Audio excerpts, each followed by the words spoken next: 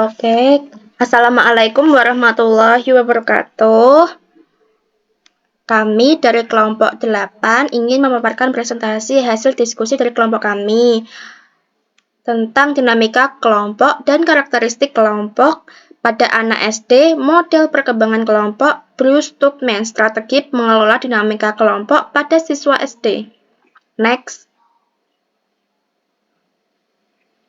Nah, terdapat anggota kami yaitu Nur Iza Damayanti dengan NPM 251204113 dan juga ada Renanda Setiawati dengan NPM 251200429 dan ada Faslona Najwa Nazila NPM 251200529, Sheila Dia Natasha dengan NPM 251200423 dan ada Arlinda Ramadhani dengan NPM 251200426 dan Anissa Putri Yoninda dengan NPM 251200530. Next. Nah, apa itu dinamika kelompok? Dinamika kelompok adalah proses interaksi yang terjadi antara anggota kelompok yang saling mempengaruhi satu sama lain dalam mencapai tujuan bersama. Dalam dunia pendidikan, dinamika kelompok sering muncul ketika siswa bekerja sama dalam kelompok belajar, diskusi, atau kegiatan proyek interaksi. Ini dapat mempengaruhi cara siswa berpikir, bersikap, dan berperilaku. Melalui dinamika kelompok yang baik, siswa dapat belajar untuk berkomunikasi, bekerja sama, dan menghargai perbedaan pendapat. Next. Pentingnya dinamika kelompok di sekolah dasar. Dinamika kelompok sangat penting dalam proses pembelajaran di sekolah dasar karena membantu siswa mengembangkan kemampuan sosial dan emosional. Melalui kerja kelompok, siswa belajar untuk bekerja sama, berbagi tugas, dan menyelesaikan masalah secara bersama-sama.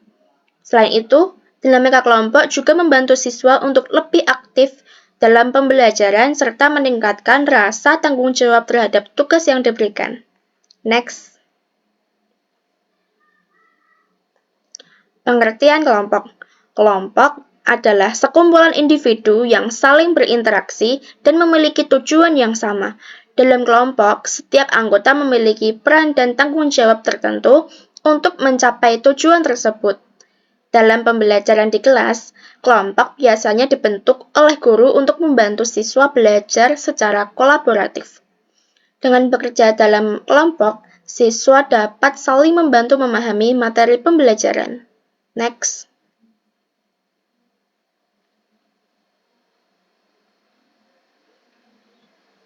Ini akan dibaca oleh teman saya, Sheila Dia Natasha.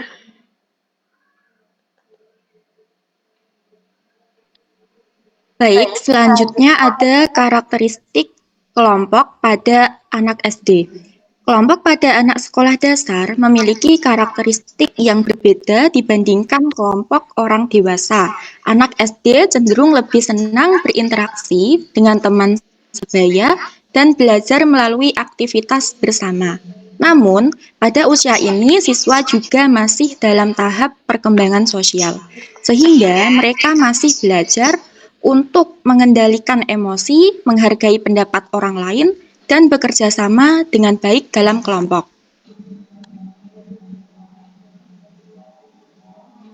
Selanjutnya ada peran kelompok dalam pembelajaran.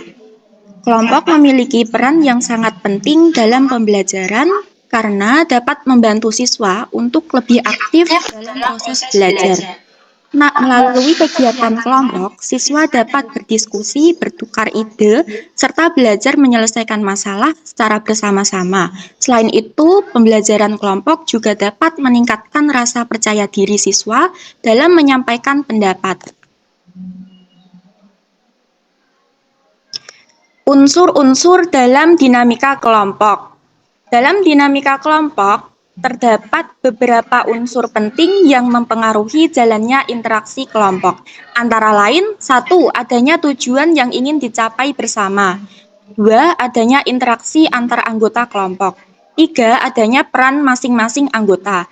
4. Adanya kerjasama dalam menyelesaikan tugas. Jika unsur-unsur ini berjalan dengan baik, maka kelompok dapat bekerja secara efektif. Selanjutnya ada faktor yang mempengaruhi dinamika kelompok. Beberapa faktor yang mempengaruhi dinamika kelompok dalam pembelajaran antara lain kepribadian anggota kelompok, cara komunikasi antar anggota, kepemimpinan dalam kelompok, serta suasana lingkungan belajar. Selain itu, peran guru juga sangat penting dalam mengarahkan dan membimbing kelompok agar dapat bekerja sama dengan baik. Selanjutnya, ada permasalahan dalam kelompok siswa SD. Dalam kegiatan kelompok, sering muncul berbagai permasalahan, seperti adanya siswa yang pasif, siswa yang terlalu mendominasi, atau adanya konflik antar anggota kelompok. Permasalahan ini dapat mempengaruhi efektivitas kerja kelompok. Oleh karena itu, guru perlu memberikan bimbingan dan arahan agar dinamika kelompok tetap berjalan dengan baik. Makanya ketika Aisyah cemburu ketika Nabi ulang muslimat matanya, tapi orang itu ulang itu Nabi itu di depan orang banyak.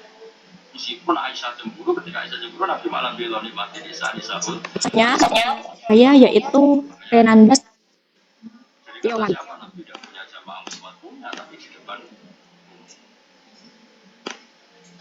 jelas saya tidak aja kamu mengambil balita kan itu kan jumlahnya besar terus apa jumlahnya? Renanda. Jadi kalau suwon orang itu nggak usah anti ilmu, bahaya kalau kita anti ilmu itu bahaya. Ya misalnya gini, masalah sosialnya itu apa? Belum sering disuani dulu. Halaman iki. Ada perempuan perawan. Iya, awakmu 5 slide. Buat storyboard, perintah buat gambar. Gambar sudah jadi. Perintah buat prompt untuk Dora.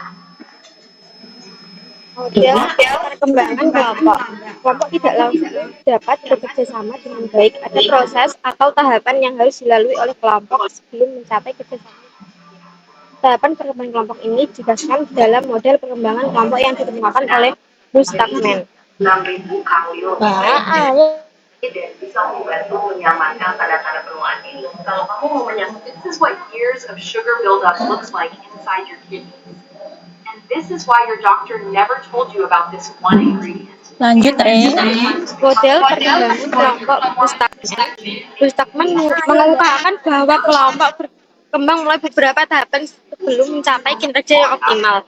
Tahapan tersebut meliputi forming, storming, norming, performing, dan adjourning. Setiap tahapan memiliki karakteristik yang berbeda dan menunjukkan perkembangan hubungan antar anggota kelompok.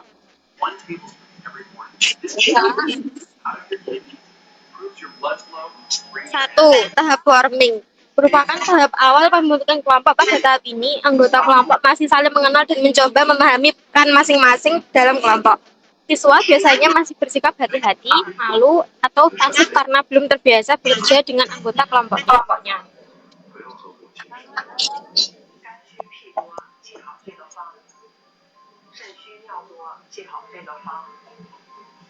Meneh.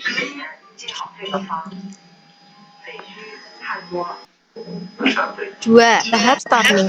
Tahap storming adalah tahap di mana mulai muncul perbedaan pendapat atau konflik dalam kelompok. Pada tahap ini, anggota kelompok mulai mengemukakan ide dan pendapat masing-masing. Perbedaan pendapat ini merupakan hal yang wajar karena anggota kelompok memiliki cara berpikir yang berbeda.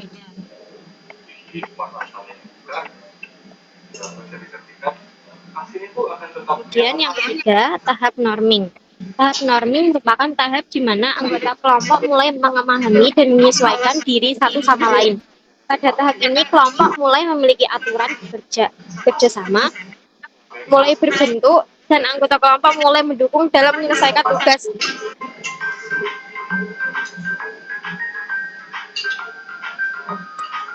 Nomor 4, tahap performing. Tahap performing adalah tahap di mana kelompok sudah dapat bekerja secara efektif dan produktif. Anggota kelompok sudah memahami perannya masing-masing dan mampu bekerja sama dengan baik untuk mencapai tujuan kelompok.